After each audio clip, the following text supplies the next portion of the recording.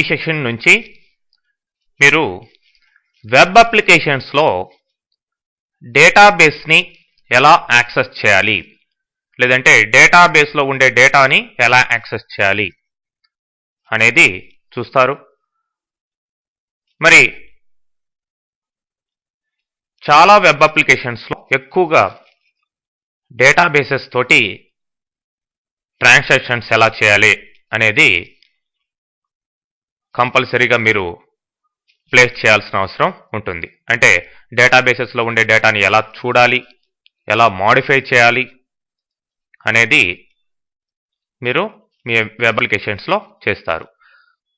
మరి బేసిక్గా ఆ డేటాబేసెస్లో ఉండే అంటే డేటాబేస్ అప్లికేషన్స్ అయినా MS SQL సర్వర్, లేదంటే Oracle, MS యాక్సెస్ ఇలాంటి వాటిల్లో ఉండే డేటాని మీ యొక్క వెబ్ అప్లికేషన్స్లోకి తీసుకురావడం, వాటిని ఎడిట్ చేయడం, ఇవంతా కూడా ఎలా చేయాలి అనేదానికి ఇక్కడ data source controls and data bound controls అనేటివి ఉంటాయి.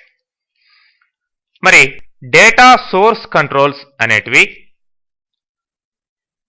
ఇలా 6 టైప్స్గా ఉన్నాయి.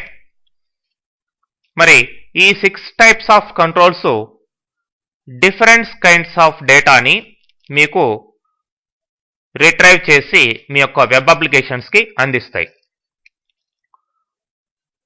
అంటే డేటాబేస్లో ఉండే డేటాని తీసుకొని వచ్చేదానికి ఇవి ఒక ఛానల్ లాగా ఉపయోగపడతాయి అన్నమాట ఈ కంట్రోల్స్. మరి ఇలా తీసుకురాబడ్డ డేటాని వ్యూ ఎలా చేయాలి, ప్లస్ ఎడిట్ ఎలా చేయాలి అనే దానికి డేటా బౌండ్ కంట్రోల్స్ అనేటివి ఉంటాయి. ఈ డేటా బౌండ్ కంట్రోల్స్ మెయిన్గా ఇట్లా 3 కేటగిరీస్గా ఇవ్వడం జరిగింది. ఫస్ట్ లిస్ట్ కంట్రోల్స్, ఇవి స్టాండర్డ్ టూల్ బార్లో ఉండే లిస్ట్ కంట్రోల్స్. అలానే ట్యాబులర్ ఫార్మాట్లో డేటాని డిస్ప్లే చేసేదానికి మళ్ళీ 6 టైప్స్ ఆఫ్ కంట్రోల్స్ ఎలా ఉన్నాయి. సెట్ ఆఫ్ డేటాని అట్ ఎ టైం తీసుకొని వచ్చి షో చేసేదానికి ఈ 4 కంట్రోల్స్. అట్లానే సింగిల్ సెట్ అంటే 1 by 1 రికార్డు డేటాని షో చేసేదానికి ఈ 2 కంట్రోల్స్. టోటల్గా 6 టైప్స్ ఆఫ్ కంట్రోల్స్ ఈ యొక్క ట్యాబులర్ ఫార్మాట్లో డేటాని డిస్ప్లే చేసేదానికి ఉపయోగపడతాయి. మరి హైరార్షియల్ మేనర్లో డేటాని డిస్ప్లే చేసేదానికి ఈ హైరార్షియల్ డేటా బౌండ్ కంట్రోల్స్ అయిన మెను, ట్రీ వ్యూ కంట్రోల్స్ ఉపయోగపడతాయి. ఈ బేసిక్ బౌండ్ కంట్రోల్సే కాకుండా అదర్ కంట్రోల్స్ను కూడా మీ యొక్క డేటాబేస్కి బౌండ్ చేసే అవకాశం ఉంటుంది. మరి ఇక్కడ మీరు గమనించినట్లయితే మీ యొక్క టూల్ బాక్స్లోనే స్టాండర్డ్ డేటా కంట్రోల్స్లో మీరు ఆల్రెడీ చెప్పుకున్న ఈ యొక్క లిస్ట్ కంట్రోల్స్ అన్నీ కూడా ఈ యొక్క డేటాబేస్లో ఉండే డేటాని షో చేసేదానికి, ఎడిట్ చేసేదానికి ఉపయోగపడతాయి. మరి అవి కాకుండా ఇక్కడ ఇవ్వబడ్డ మిగతా కంట్రోల్స్ ఇవన్నీ కూడా డేటా బౌండ్ కంట్రోల్స్గా ఉంటాయి. మరి డేటాని యాక్సెస్ చేసేదానికి, డేటాని తీసుకొని వచ్చేదానికి ఇట్లా ఈ 6 టైప్స్ ఆఫ్ కంట్రోల్స్ ఉన్నాయన్నమాట కింద చూపబడ్డవి. మొత్తానికి ఇవి మెయిన్గా డేటా అనే ట్యాబ్ కింద ఉంటాయి. ఓకే, ఈ యొక్క టూల్ బాక్స్లో. మరి ఓకే, డేటాబేస్లో డేటా ఉండాలి. ఆ డేటాని ఈ యొక్క డేటా సోర్స్ కంట్రోల్స్ ద్వారా తీసుకురావాలి. మరి డేటా బౌండ్ కంట్రోల్స్ ద్వారా వాటిని వ్యూ అండ్ ఎడిట్ చేయగలగాలి. మరి అసలు డేటా ఉండాలి కదా. మరి డేటా ఉండాలి అంటే ఇక్కడ డేటాబేస్ అప్లికేషన్స్లో డేటా ఉండాలి. మరి డేటాబేస్ అప్లికేషన్స్ ఇక్కడ మెయిన్ అండ్ డిఫాల్ట్ డేటాబేస్ వచ్చి మీకు SQL సర్వర్. ఇక్కడ visual studio web applications develop చేసేటప్పుడు డిఫాల్ట్గా మైక్రోసాఫ్ట్ వాడి SQL సర్వర్ ఇక్కడ డిఫాల్ట్ డేటాబేస్గా ఉంటుంది. మరి మనం మిగతా డేటాబేస్ అప్లికేషన్స్ అయిన ఆరాకిల్, ఎంఎస్ యాక్సెస్ ఎక్సెట్రా వాటి నుంచి కూడా మనం డేటాని యాక్సెస్ చేయొచ్చు. మరి మీరు ఎప్పుడైతే ఈ యొక్క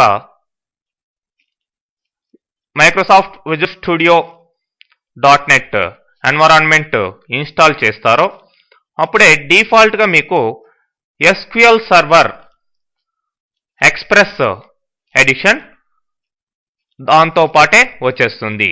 అంటే విజువల్ స్టూడియోతో పాటే అదే ప్యాక్లోనే ఈ యొక్క SQL సర్వర్ ఎక్స్ప్రెస్ వర్షన్ ఇవ్వడం జరిగింది. అలా కాకుండా మీరు కంప్లీట్ SQL సర్వర్ వర్షన్ 2005 కావచ్చు, ఇంకా లేటర్ వర్షన్ కావచ్చు, మీరు సపరేట్గా కూడా మీరు ఇన్స్టాల్ చేసుకోవచ్చు. మరి డిఫాల్ట్గా వచ్చిన ఈ యొక్క SQL సర్వర్ ఇట్లా మీకు SQL సర్వర్ ఇంజిన్ రన్ అయినట్లు కనిపిస్తుంది. చూడండి, సర్వర్ ఇట్లా గ్రీన్ కలర్లో రన్ అవుతుంది. మరి ఇట్లా రెడ్ మార్క్ కనుక వస్తే రన్నింగ్లో లేదు అని అర్థం. Okay, it is in running state, already రన్నింగ్లో ఉంది. మరి ఇక్కడ ఆ యొక్క SQL సర్వర్ డేటాబేస్ని ఎలా బిల్డ్ చేయాలి, ఎలా యాక్సెస్ చేయాలి అనే దానికి మీకు వ్యూలో సర్వర్ ఎక్స్ప్లోరర్ లేదంటే డేటాబేస్ ఎక్స్ప్లోరర్ అనేది ఉంటుంది. సర్వర్ ఎక్స్ప్లోరర్ లేదంటే డేటాబేస్ ఎక్స్ప్లోరర్. ఓకే, దాని మీద క్లిక్ చేయండి. క్లిక్ చేసిన తర్వాత ఇప్పుడు మీరు SQL సర్వర్ డేటాబేస్లో మీ యొక్క టేబుల్స్ని క్రియేట్ చేసేదానికి ఇక్కడ డేటా కనెక్షన్స్ ఉంది. దాని మీద మౌస్ తోటి రైట్ క్లిక్ చేయండి. రైట్ క్లిక్ చేసిన తర్వాత ఇక్కడ create new SQL server database, ఎందుకంటే ఇది మాత్రమే వస్తుంది, మిగతా ఆరాకిల్, ఎంఎస్ యాక్సెస్ అవి రావు, ఇవి డిఫాల్ట్ కాబట్టి దీనికి SQL సర్వర్ అనేది ఇక్కడ create new SQL server database అని మనకి రైట్ క్లిక్ చేస్తే దాని మీద ఆప్షన్ రావడం జరిగింది. ఓకే, సో ఇప్పుడు సర్వర్ నేమ్ అడుగుతుంది. మీ యొక్క SQL సర్వర్ నేమ్ ఇక్కడ SQL ఎక్స్ప్రెస్ అనేది ఇక్కడ కంప్లీట్గా సర్వర్ నేమ్ ఇట్లా రావడం జరిగింది. మరి అథెంటికేషన్ మీకు విండోసా SQL సర్వర్ అథెంటికేషనా అనేది మీరు సెలెక్ట్ చేయాల్సిన అవసరం ఉంటుంది. విండోస్ అయితే డిఫాల్ట్ విండోస్ అథెంటికేషన్ మీద వస్తుంది. మరి SQL server authentication user name డిఫాల్ట్గా SA అని ఉంటుంది. పాస్వర్డ్ నేను సమ్ పాస్వర్డ్ పెట్టున్నాను, ఆ పాస్వర్డ్ ఇవ్వాల్సిన అవసరం ఉంటుంది. ఓకే, మరి ఇప్పుడు మీరు కొత్తగా క్రియేట్ చేయబోయే డేటాబేస్ నేమ్ ఏంటి అనేది ఇక్కడ మెన్షన్ చేయాలి. సో నేను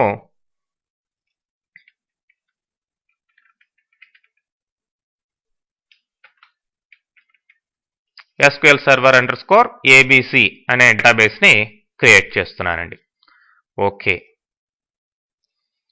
సో ఇక్కడ చూడండి,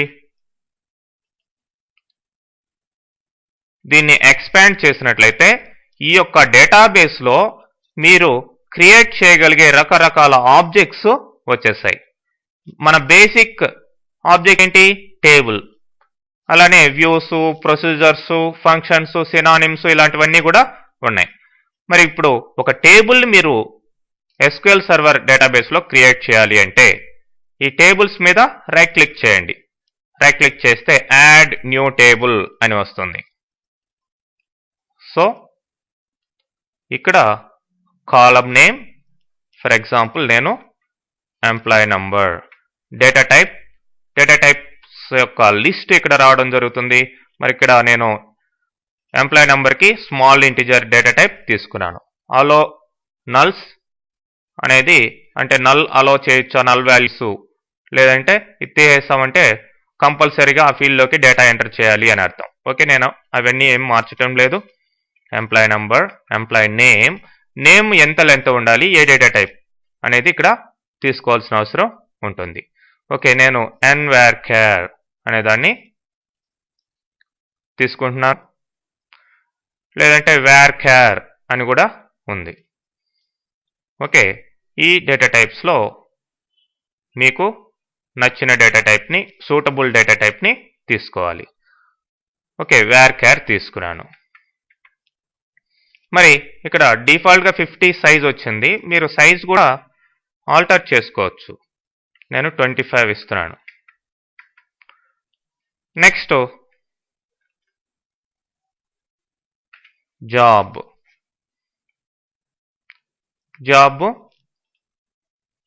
ఇక్కడ n క్యారెక్టర్ 15 ఇస్తున్నాను సైజు.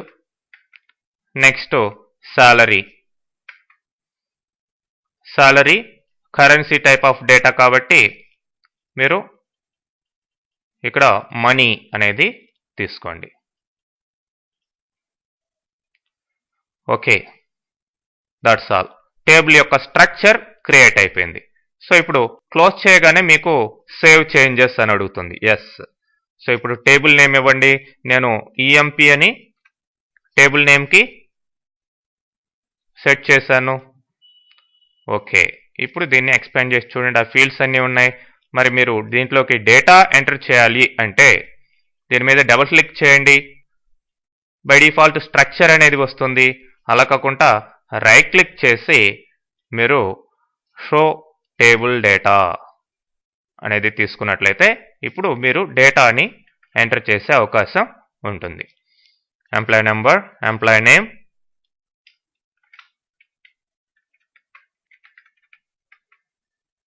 సాలరీ,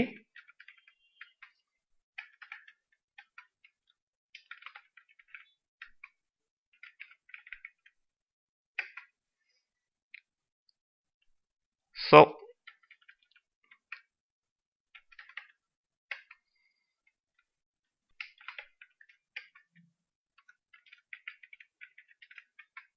ఇట్లా మీరు డేటాని ఎంటర్ చేయొచ్చు.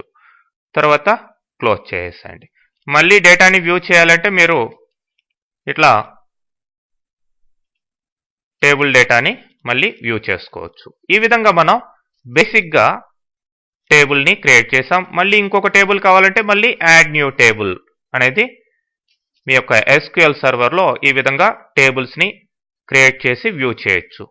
మరి SQL సర్వర్ కాకుండా మిగతా డేటాబేసెస్లో Oracle, MS Access లాంటి వాటిల్లో చేయాలి అంటే ఇక్కడ డైరెక్ట్గా చేసేదానికి అవకాశం లేదు. కాబట్టి మీరు ఆయా అప్లికేషన్స్లోకి ఎంటర్ కండి. ఫర్ ఎగ్జాంపుల్ Oracleలో నేను ఒక టేబుల్ని క్రియేట్ చేయాలి. Oracle ఏ వర్షన్ వాడుతున్నారో అనే దాన్ని బట్టి మీకు ఈ విధంగా మెనూ రావడం జరుగుతుంది. మరి SQL ప్లస్లోకి ఎంటర్ అయ్యాను. ఇప్పుడు డిఫాల్ట్గా ఉండే ఒక user Scott and password tiger. Okay, so ఇక్కడ మీరు టేబుల్ని క్రియేట్ చేయొచ్చు. స్టేట్మెంట్ యూజ్ చేసి create table name for example EMP _ABC అని నేమ్ ఇచ్చాను. మరి ఇక్కడ ఫీల్డ్స్ ఏంటి? ఎంప్లాయీ నంబర్ ఆఫ్ 5 సైజ్ ఇచ్చాను. అట్లానే ఎంప్లాయీ నేమ్, varchar 2 అనేది డేటా టైప్. మరి ఇక్కడ 20 ఇచ్చాను size. And job varchar 2 of something 15 ఇచ్చాను. నెక్స్ట్ సాలరీ నంబర్ ఆఫ్ 8,2 అని ఇచ్చాను. ఫైనల్గా సెమీకోలన్తో పెట్టి ఎంటర్ ఇచ్చినట్లయితే టేబుల్ క్రియేటెడ్ అని వస్తుంది. మరి దీని యొక్క స్ట్రక్చర్ కూడా మీరు ఇట్లా చూడొచ్చు. DESC అంటే describe the structure of A table. మరి ఈ టేబుల్లోకి డేటా ఇట్లా ఇన్సర్ట్ చేస్తాను. Insert into EMP _ABC values. So ఇప్పుడు ఇట్లా క్యారెక్టర్ టైప్ ఆఫ్ డేటా అయితే ఇట్లా సింగిల్ కొటేషన్స్లో ఇవ్వాల్సిన అవసరం ఉంటుంది. సో ఈ విధంగా ఒక రికార్డ్ని ఇన్సర్ట్ చేశాను. మళ్ళీ ఇంకొక రికార్డ్ని కూడా మీరు ఇన్సర్ట్ చేసేదానికి రకరకాల వేస్ ఉన్నాయి. బేసిక్గా మీకు ఇట్లా శాంపిల్ డేటాని ఇన్సర్ట్ చేసి షో చేస్తున్నాను.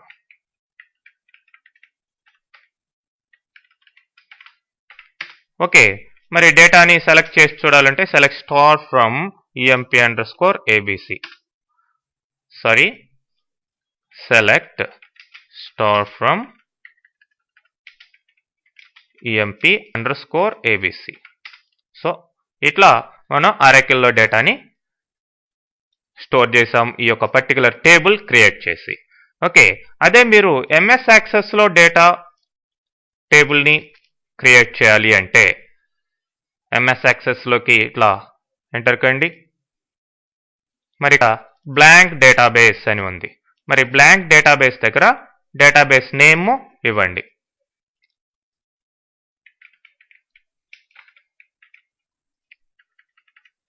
class_abc అని ఇస్తున్నాను. మరి క్రియేట్ చేశాను. మరి ఇక్కడ టేబుల్ బై డిఫాల్ట్ ఎట్లా రావడం జరిగింది. మరి ఇక్కడ రైట్ క్లిక్ చేసి డిజైన్ వ్యూ అనేది తీసుకోండి. ఇప్పుడు టేబుల్ నేమ్ అడుగుతుంది. ఇక్కడ కూడా ఎంపీ అని ఇస్తున్నాను. అంటే మనం 3 database applications, different types of database applications use చేసి ఇక్కడ డేటా టేబుల్స్ని క్రియేట్ చేస్తున్నాం. డిఫరెంట్ సాఫ్ట్వేర్స్ అన్నమాట 3 కూడాను. మరి ఇక్కడ సేమ్ ఎంప్లాయ్ నెంబర్, ఇక్కడ ఆటో నెంబర్ అని రావడం జరిగింది. లేదంటే వేరే ఫీల్డ్ మీకు కావాల్సి ఉంటే తీసుకోవచ్చు. మరి ఎంప్లాయ్ నేమ్, టెక్స్ట్, మరి టెక్స్ట్ యొక్క సైజ్ ఎంత అనేది కూడా మీరు ఫీల్డ్ సైజ్ సంథింగ్ 30 ఇవ్వండి. నెక్స్ట్ జాబ్ 15 ఇవ్వండి. అట్లానే salary, currency. So that's all. Table created. Control F4 use చేశాను. ఓకే, ఎస్, టేబుల్ క్రియేట్ అయింది. మరి దీంట్లోకి డేటా ఎంటర్ చేయాలి అంటే మీరు ఓపెన్, రైట్ క్లిక్ చేసి ఓపెన్ అనండి. ఇప్పుడు ఇక్కడ మీరు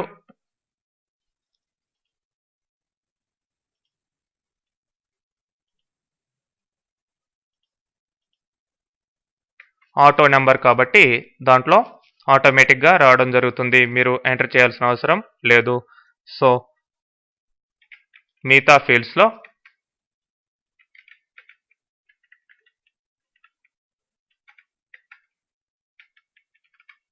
ఇట్లా డేటాని టైప్ చేయండి.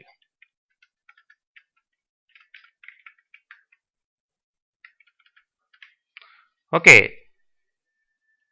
మరి ఈ డేటాని వ్యూ చేసుకోవాలన్నా కూడా మళ్ళీ జస్ట్ ఓపెన్ అంటే, ఓపెన్ అన్నప్పుడు ఆటో నెంబర్ ఆటోమేటిక్గా వచ్చింది చూడండి. మిగతా డేటాని మళ్ళీ మీరు కంటిన్యూ చేసుకోవచ్చు. సో ఈ విధంగా డిఫరెంట్ టైప్స్ ఆఫ్ డేటాబేసెస్లో different types of tables create చేశాను. మరి ఇట్లా బేసిక్గా అయితే SQL సర్వర్ డేటాబేస్ టేబుల్స్ ఇక్కడ కనిపించాయి. మిగతా వాటికి మనం కనెక్షన్స్ క్రియేట్ చేయాల్సిన అవసరం ఉంటుంది. అవన్నీ ఎలా చేయాలనేది